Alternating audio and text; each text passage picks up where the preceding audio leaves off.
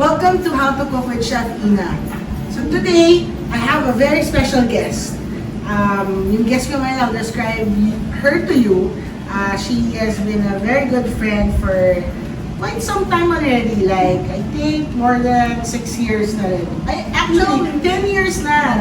Tagal na pala. Pero, for 6 years, nung kami naging talaga sobrang close, diba? Kasi she had to go far away and then come back to us, you know. So without further ado, I want to introduce the chef of Prawn Star PH. Napakaswerte natin at lulutuan niya tayo ngayon at meron silang special episode ng Prawn Star. And she will cook it for us. So I want to introduce Chef Monica Marciales, BFF. Can you introduce yourself? Okay, ang haba ng introduction. Thank you. Alright, thank you, Chef Ina. So, I am Monica Marciales. I am the chef of Prawn Star PH. We are located in Ayala Malls, Feliz, along Marcos Highway, Pasig. So, what we offer is seafood, a different kind of seafood experience. It's Louisiana style seafood boil. So, all of our dishes are very Louisiana style, Louisiana inspired. So, yun yung mga dishes. Ano ba yung Louisiana? May sabi mo Louisiana. Medyo I'll put you on the spot here. On the spot.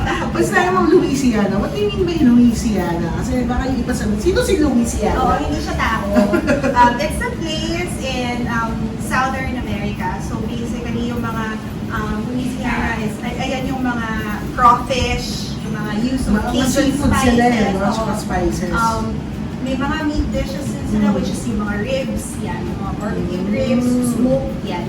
Doon sila kilala? Oo, doon sila kilala. Pero kami, in our restaurant, we chose yung more of the seafood side of their culture. So that's what we're doing. And also, at the same time, we incorporated yung panglasang Pinoy dito sa mga recipes namin. How did you come up with the name PrawnStar? Kasi very witty yung pangalan. Yes. Is that you? Ikaw ba yun? PrawnStar?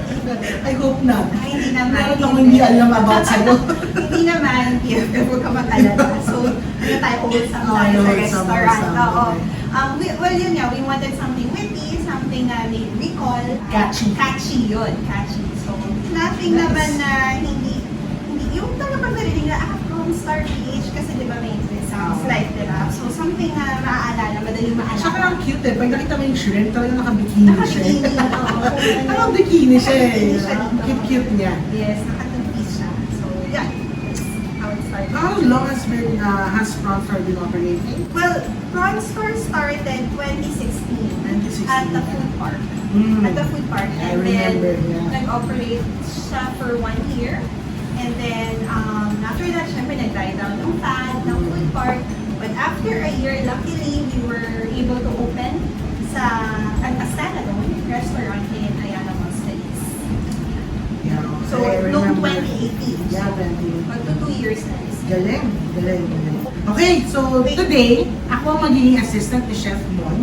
Okay, this will be her show. Ano ba lulutuin natin ngayon? At na-excite na ako dahil ang dami kong cheese na nakikita. Favorite mo yan, I cheese. know. Okay, so today, well, we did something for our followers, for our loyal customers. Nagpa-survey kami, survey contest, something ganong effect. And we chose 2 lucky winners of our sauces. Can I mention the winners? Of course. Okay, Yeah. so we chose Tan-tan! So if you, as you can see, meron tayong drum roll. So as you can see, meron tayong pizza. So ang winner for the pizza recipe, dalawa sila, mag-family sila. So si Miss Marites Joaquin and Miss Mia Joaquin. So we will contact you through DM. And then, yes, very unique kasi gamit nila yung sauce sa pizza. Napakano, no? Yeah, bakit anong sauce ang ginamit nila? They use garlic butter. They use garlic butter. Garlic butter sa pizza. Usually the pizza, it's mostly Napolitana, margarita, cream base. No? Ito Yes. different, ha? Yeah, so ito ginamit nila garlic butter. It's the spot. They use pepperoni, kasi ang base nila is garlic butter. So, what we'll do is parang, dadagdagan na natin siya ng PrawnStar elements more than just the sauce. Alright. So, what we have, we're making 2 kinds ng pizza. Half and half na lang natin. So, one is the 3 cheese pizza, which is garlic and cheese pizza. And then the other half is going to be Cajun pizza. So, meron tayong andouille sausage, which is also a very popular Louisiana-style sausage. And of course, shrimps. And you can find this sausage, itong andouille sausage mo sa Pride, di ba? Yes, Pride. sa Pride, which is also one of our best sellers. Kasi it has everything, which is actually the pride of PrawnStar. Okay, go! Excited na ako. How are we going to do this? What do you need me to do? Nag-init? Pwede natin buksan na itong mga sauce. Okay. So we have here yung pizza spot. Kahit yung mga pangalan ng mga Very sauces popular. nyo, very, very Kakaiba. kakaiba eh. Hits the spot. So we'll just stir it. So BFF, kung pwede mo siyang i-half lang, base siya. Okay. And then I'll open the other one. Alright, sige. Ayan tayo. Then for the other Should I side, use this or? yeah, you can use that na. Ano lang tayo dito? Cooking at home. Tansya lang. Tansya lang. Basta half lang ang yung space. Okay. Great. So for the other one, for the other half of the pizza, we'll use Cajun naman. Or Sexy&Hottie, which is, ito, BFF, kung maalala mo, That's my this is favorite. how Prawn Star PH started. That's her signature sauce So, talaga. yan.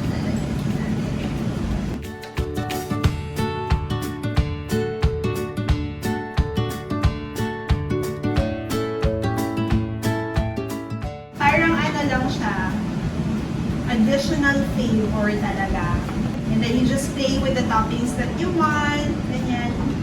Kung ayaw nyo naman ng tomato sauce, you can also just put just the garlic, drizzle some olive oil, and then just cheese. O kaya pwede kayo mag-roast ng garlic para mas may punch yung flavor niya. So ito yung ginawa ni Miss Marites and Miss Mia Joaquin. That's what they did. Binaze nila yan, and then they put all the other ingredients in. So basic ingredients lang for a pizza. Alright. So, honor. Okay. Yeah. So I put both for both? For both na. Hintahan lang natin ang atin. Alright, so let's start with the garlic. Yan. Yan. Gamit niya na ang kanyang background in Italian food. Yeah. I miss cooking Italian food talaga.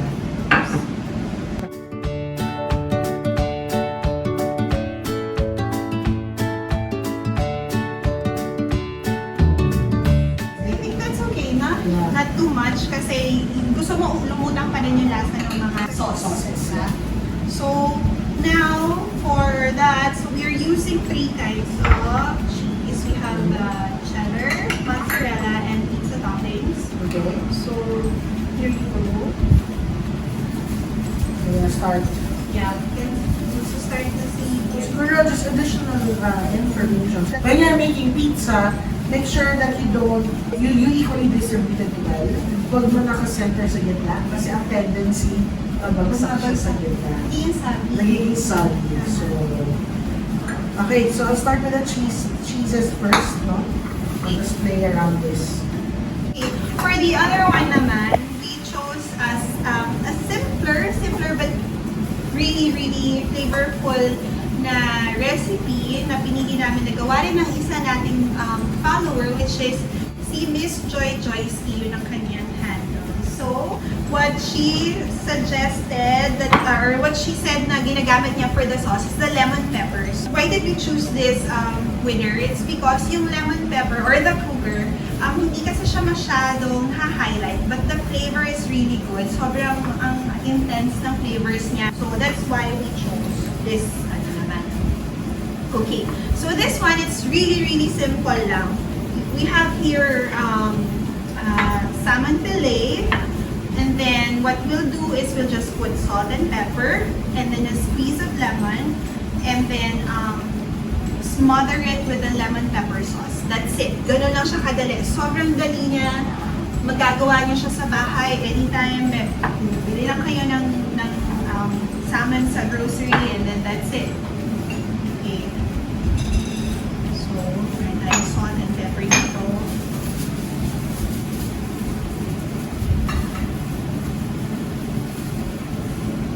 I don't want to put too much salt kasi the sauce itself, ano na siya eh, may flavor na siya.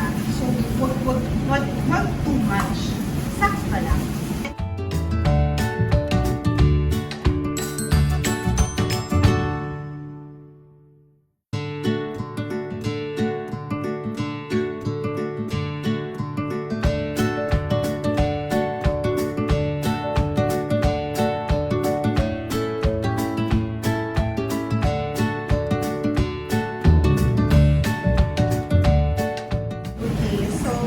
What I'm gonna do is I'm gonna put some lemon slices sa ilalim. This makes it more juicy. Lagay mo lang sa ilalim, ganyan. And then just stir your lemon pepper sauce or the Cougar.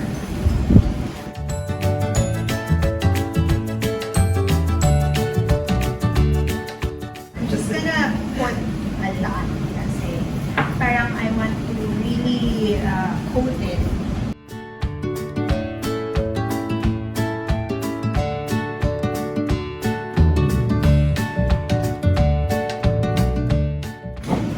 You can add some garlic, you can add some herbs if you want.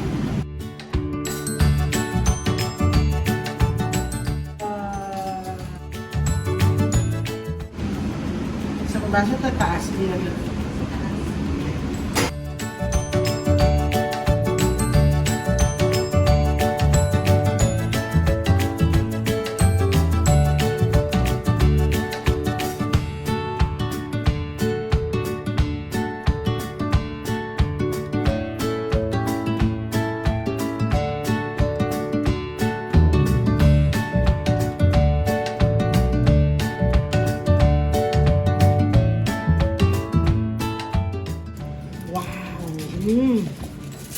Grabe, I wish you guys could just smell this. Alright, so let's do this.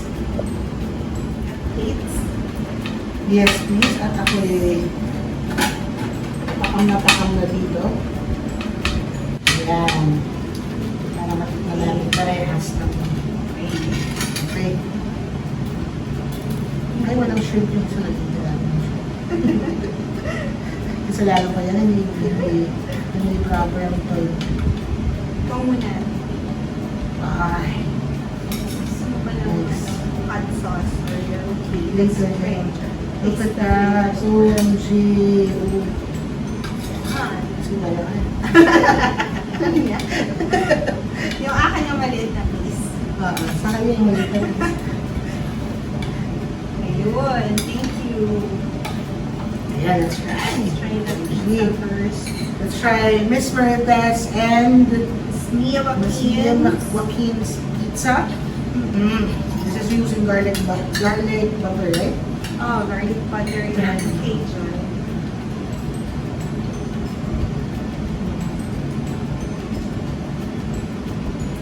So you tried the Cajun, I tried the garlic butter. Garlic. No, wala kang fan maliit ng pizza. Ang sarap. Ang sarap. Bagay na bagay yung Hindi ko inaakala. Hindi ko in-expect. Bagay siya. Sobrang proud ka ba? Yeah. Sa sauce na ginawa mo. Yeah, we're very happy. We're very, proud na people are using it. I know. Hindi lang parang seafood, pero for other I dishes. know. It's very versatile. Alam mo yung sauce mo, bumibili ako yan. Bumibili ako ng sauce mo, ginagamit ko sa pita bread, partner ko sa kebab. Ginagawa kong pasta, sobrang versatile ng sauce mo. Ang sarap din ng garlic butter, mas cheese and sarap din siya. Sarap. Nangyayari ka sir. Kumain ka tayo. Yung isa pa pala.